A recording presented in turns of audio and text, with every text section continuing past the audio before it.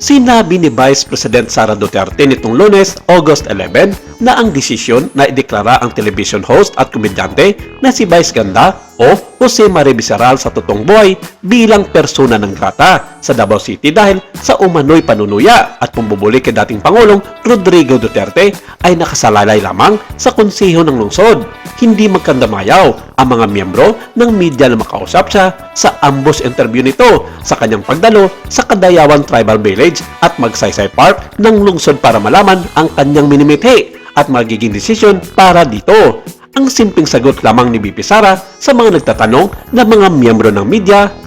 I haven't seen or read the jokes being referred to, but whatever the decision of the City Council, it has to be a majority decision. Sinabi niya na ang konseho ng lungsod ang nararapat na kumakatawan para gumawa ng mga naturang deklarasyon dahil sila ay ang mga opisyal na kinatawan ng Davao City. Ibinasura ni Acting Davao City Vice Mayor Rigo Duterte ang isang kumakalat na dokumentong persona non grata na kinasasangkutan ni Vice Ganda na tinawag itong walang basyang distraction mula sa mas maigpit na gawain ng konseho ng lungsod. Binigyan din niya na nanatili silang nakatutok sa paggawa ng mga patakaran at programa para mapabuti ang buhay ng mga Davaoenyo, pagpapaganda ng mga infrastruktura, pagtiyak ng kaligtasan ng publiko, paglikha ng mga oportunidad sa kabuhayan at pagpapalakas ng mga serbisyong panlipunan.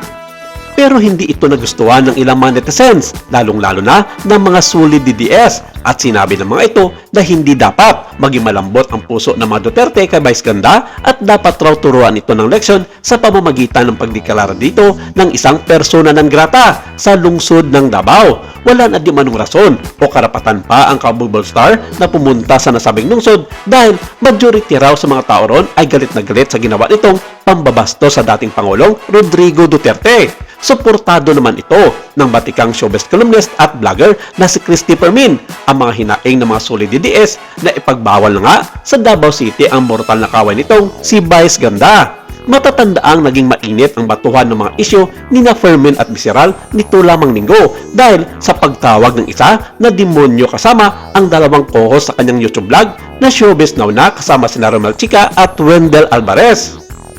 Sa kanyang naging episode kahapon sa Christopher Minute, sinabi nito na hindi niya palalampasin ang mga ginagawang pangiinsulto ni Vice Ganda sa kanyang pagkatao. Sinabi pa ni Christopher Min na sa mga oras na iyon ay ginagawan niya ng paraan na makausap ang ikalawang Pangulo na si Sara Duterte para hikayatin ito na ituloy ang pagsampa ng persona non grata kay Vice Ganda. Samantala, umapila si Davao City Councilor Danilo Dayanghirang, pinuno ng Committee on Finance, Ways and Means, and Appropriations sa Movie and Television Review and Classification Board o MTRCB at iba pang kinaukulang ahensya ng gobyerno na imbestigahan si Vice Ganda.